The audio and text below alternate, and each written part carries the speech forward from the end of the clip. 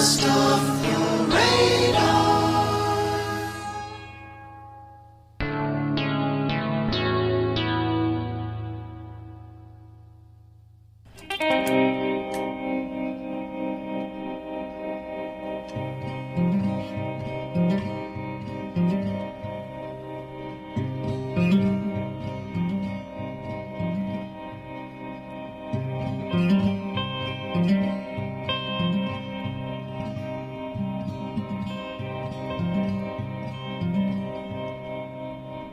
We drift along down rivers,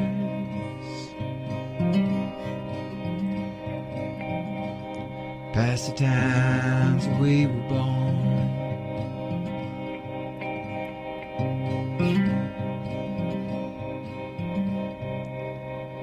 Past broken smokestack factories,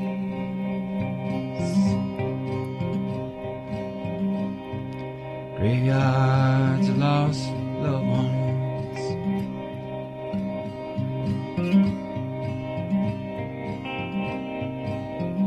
We cast our dreams on waters dark and watch them drift away. We turn our eyes heavenward, but we feel no need to pray.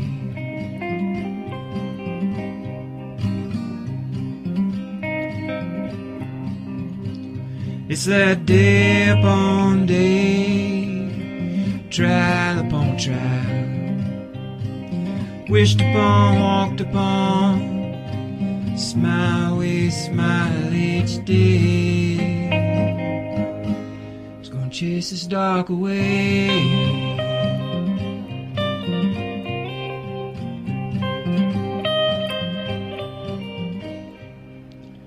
This life is short and aren't we devils by all that we've become? The inventory of our sins has struck us deaf and dumb. The stories we once lived to tell have long since faded gray.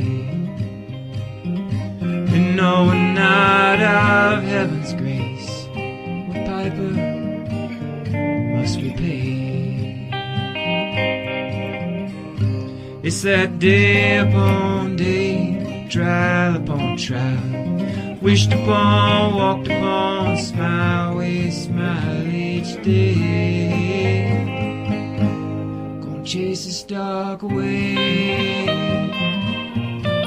chase the dark away.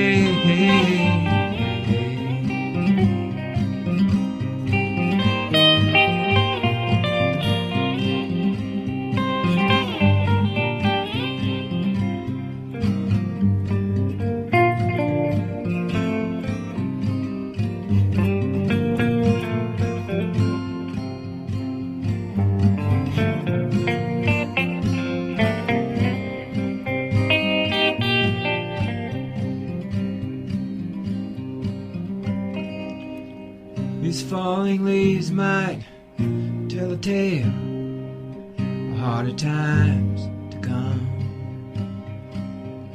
but let us not surrender to our fears and turn to run. For our dreams will rise up above this earth to mingle with the stars, to return as healing summer rain, a balm to these ancient scars. It's that day upon day, trial upon trial, wished upon, walked upon, smile we smile each day. Yeah, that smile we smile each day. Oh, that smile we smile each day. Gonna chase this dark away. Darling, help me chase the dark away.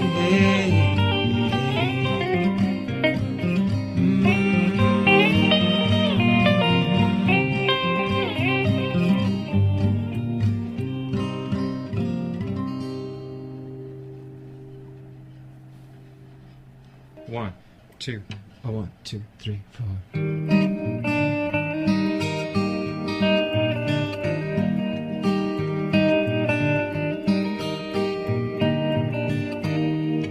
Some let the use describe the car. Some let the wound define the scar. Some choose not to be who they are. Some refuse to disappear. Some get rich and some go bust. Some believe in God we trust. Some hold dreams like golden kites flying high up in the air. Me, I don't get used to things. I let things get used to me. Just light my fuse and you will see my self-esteem's like TNT. TNT, TNT, and that's why I like me.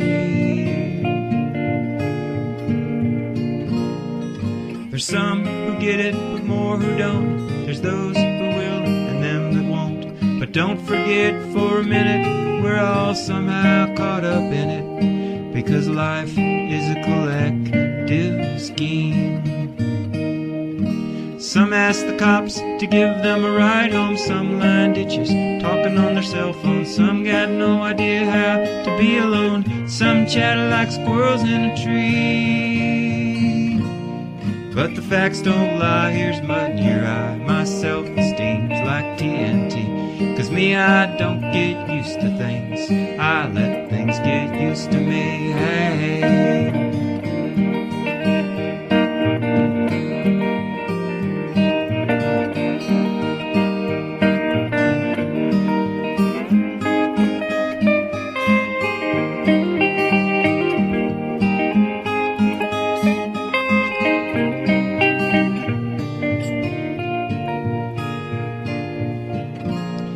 Yeah, me, I don't get used to things. I let things get used to me. Just light my fuse and you will see my self-esteem's like TNT.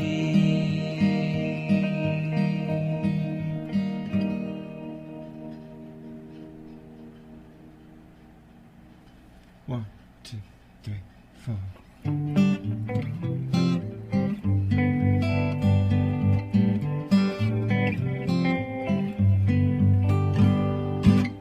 It's not my sun, yes. So if it ain't shining when I wake up tomorrow morning, that'd be alright with me. That'd be alright with me.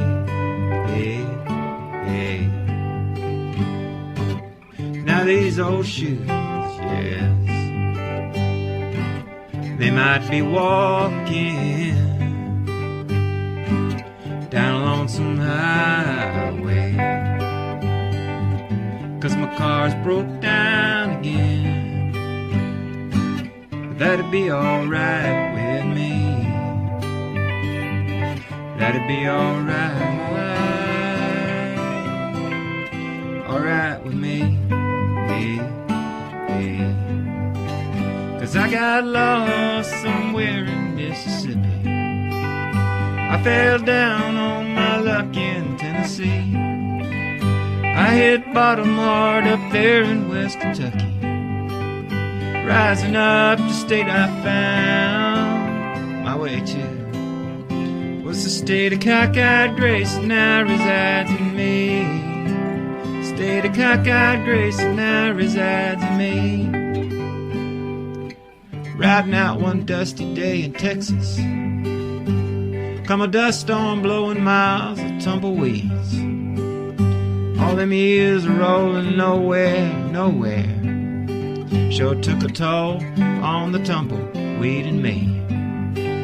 'Cause you can cut your heart to ribbon on the barbed wire of words you say that now imprison you. All but flying never cured no broken winged bird. Some lies are testament that is true. Me, I got lost somewhere in Mississippi. I fell down on my luck in Tennessee. I hit bottom hard up there in West Kentucky.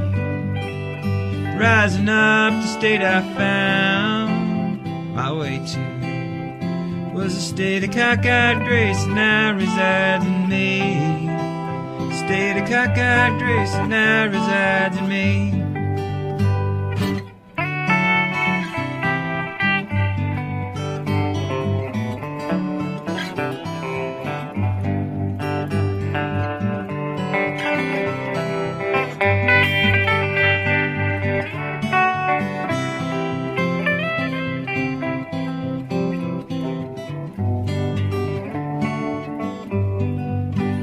I ain't saying I'm immune to tribulation.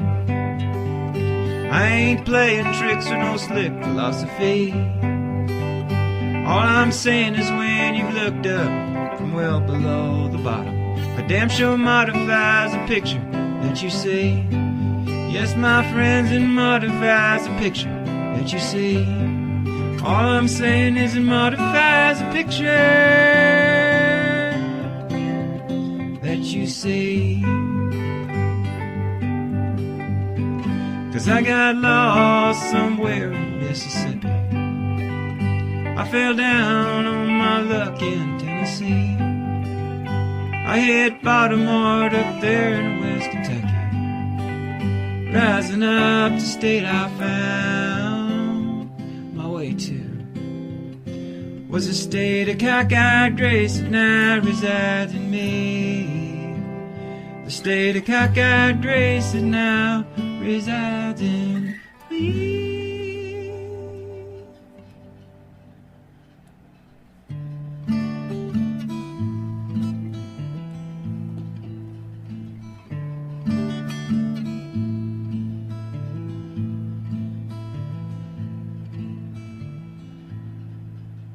Where in the world did you come from, my dear? Did some mysterious voice tell you I'd still be here? I bought this ticket to Mobile, but I've been stranded all day. PA said the bus broke down 10 miles away from the station.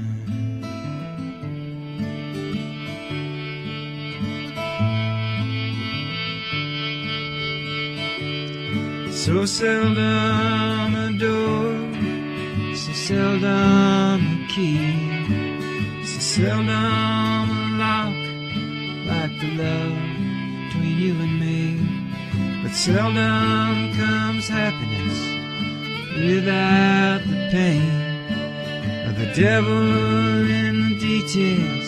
Since I saw the smile on your face as I was crying in the Greyhound station on Christmas Day in 1998. Faces I was crying in the Greyhound station on Christmas Day. Yeah, yeah, yeah, yeah.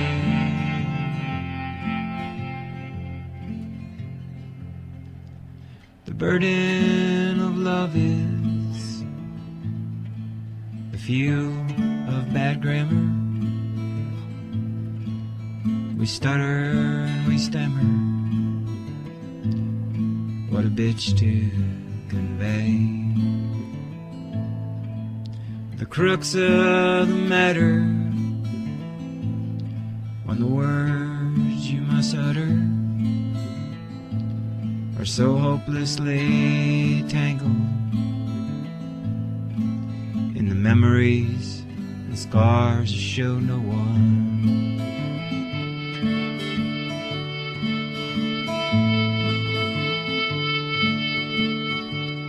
So seldom a door, so seldom a key, so seldom a hit like the hurt you put on me, but seldom comes happiness without the pain of the devil in the details. Since I saw the smile on your face as I was crying in the Greyhound station on Christmas Day in 1998. Faces I was crying in the Greyhound station on Christmas Day. Yeah, yeah, yeah, yeah, yeah.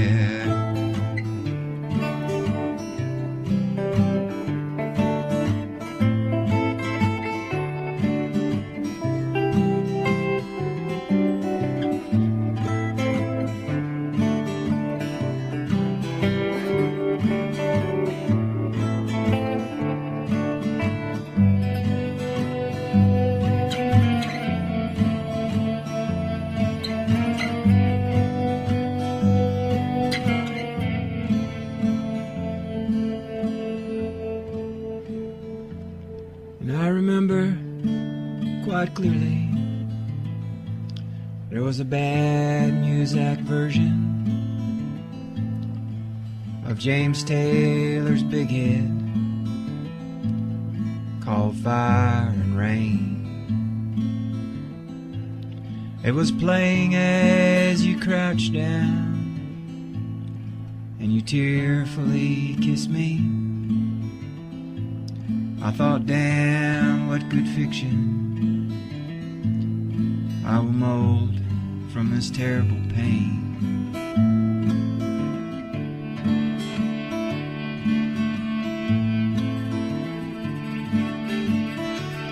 So seldom a door, so seldom a key, so seldom a gift like the gift you gave me, but seldom comes happiness without the pain of the devil in the details. Since I saw the smile on your face as I was crying in the Greyhound station on Christmas Day in 1998. Faces I was crying in the Greyhound station on Christmas Day. Yeah, yeah, yeah, yeah. Amazing grace, how sweet the smile upon your face. I never thought I'd see you again, especially here at this Greyhound station on Christmas Day in 1998. Christmas Day.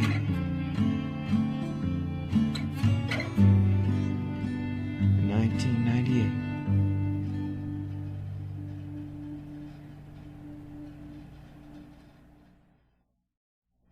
Jim, Dan, thanks for visiting us here at WUGA. I really appreciate it.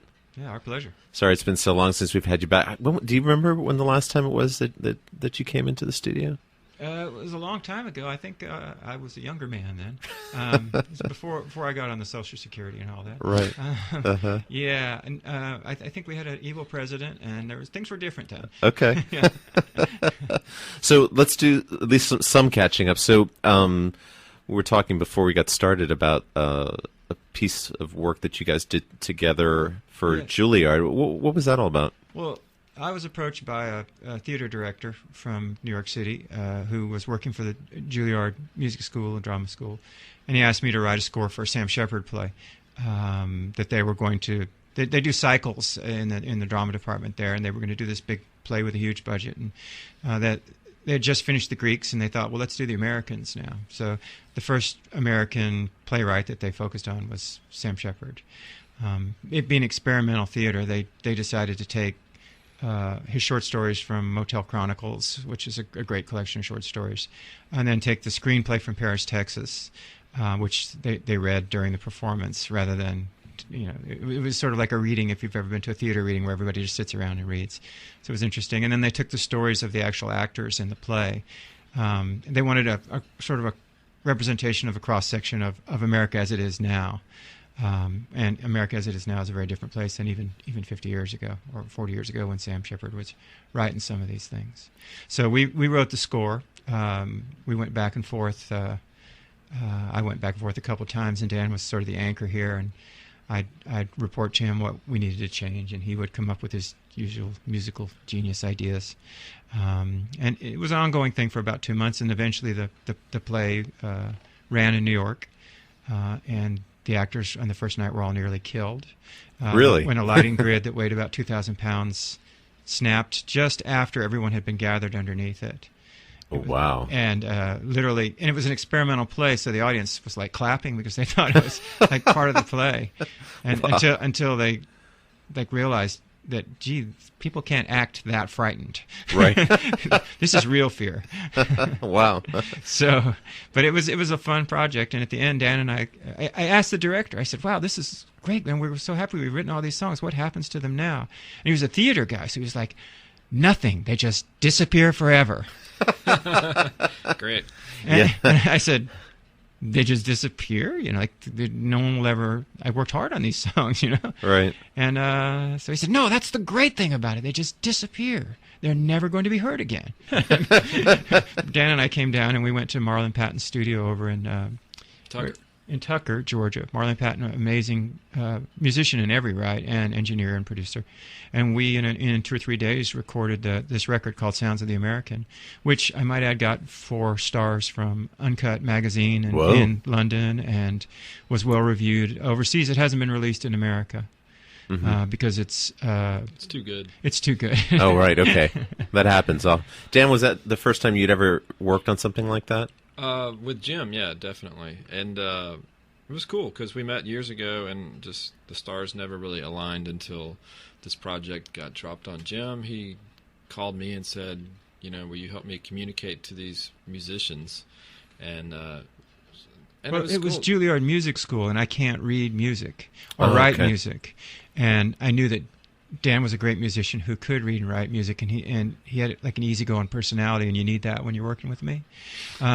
So the hilarious irony was that we got really excited because it was Juilliard. Sure. And like Yeah, Dan's absolutely. I started writing a lot of counterpoint, a lot of lines and stuff. And yeah, for multiple virtuoso performers, and then we found out that the performers had to the actors had to perform the music, and there's no the music requirement for the actors. They just have to act like they're playing. They have to act, but they have to actually play the songs. So it got really complicated because we'd written 6 really beautiful, complicated songs, and it turned out that only 2 people were even competent musicians. Wow. Yeah, so then we had to really regroup and start thinking like punk rock score with like 2 chords. So I'd be sitting in a room with these 5 people who were learning guitar, and I'd be shouting C C C C C D, and like in the next room Charlie Parker would be playing. Someone would be playing Charlie Parker, and then Mozart would be in the next room, and I'd be shouting D, D, D. And then like slowly the fingers would be moving. Creeping on. Yeah. It was one of life's great juxtapositions. And those happened to me a lot. This was certainly one of the greatest ones. Thankfully I had Dan to kind of help me through it. Yeah, there was a lot of people involved, and they all managed to pull it together. I wish I could have seen the show, but it was a real pleasure turning it into the record after the fact. I think we had more fun making the record than we did writing the score. It was kind of nerve-wracking writing the score for this illustrious institution. Sure, absolutely. Where's the score? Words too, like just the immense amount of lyrics. Oh yeah, the dramaturge is the lady who writes the words, and she would say, okay, this song right here, we need to be 3 minutes long, and here's 14 pages of lyrics. Literally. And so when we got around to making the record ourselves, we threw all those lyrics out. And, Okay. And I put some of my... So in a sense, those songs, in that sense, have disappeared because Yes. they've been reborn, resurrected. They've been repurposed. Right. Yeah, repurposed. And one of the things that I thought was funny when we were getting this all set up, because you were talking about not being able to read music, right? Mm-hmm. So, and you told me via email that you don't know any cover songs, No. which is almost I've never met a professional musician who doesn't know it. So what's the story behind that? Well, I've never drunk a cup of coffee or a beer either. So that makes Really? I'm probably the only person on earth that We're contains working on that that. particular subset of qualities. Wow. When I was 18, I broke my leg twice in 1 year and couldn't walk, and I decided I was going to learn how to play guitar. And so I had a friend who was a guitar player, and he offered to teach me Fire and Rain, actually, which is mentioned in Christmas Day. And I learned about half of it, and it was just too hard. It was just too hard. So he said, well, try Stairway to Heaven. Yeah, because that's And- easier. I tried Stairway to Heaven, and every time it would get to the fuzz guitar thing, I just kept thinking, why can't I get this guitar to make that sound? And it was like a weird classical guitar. So I just decided I'd start writing my own songs, and so I'd been playing guitar a week when I started writing songs, and I've written thousands and thousands, but I've never really learned anybody else's song. It's kind of embarrassing. Now, I've also read, I guess via Facebook or Twitter, I'm not sure, you're producing a record now, or you've Yep. been producing some stuff this year? Well, I have a new record coming out, and I left my longtime label, the WUGA, Okay. David Byrne's label. Lovely people. The music industry is in a state where they couldn't make a living, and I couldn't make a living off of the amount that they could afford to give me for a record. So I went out on my own and produced and financed the record myself. And it was great because I didn't have any intermediaries telling me, no, you can't do this, or no, you can't do that, which they used to do. And their guidance was really helpful. At this point, I feel like my 5-year-old daughter, when I say, do you want me to put your seatbelt on for you? And she screams, no, no, no, I can do it myself. Right. That's what I felt like with my record. I felt like I can do it myself.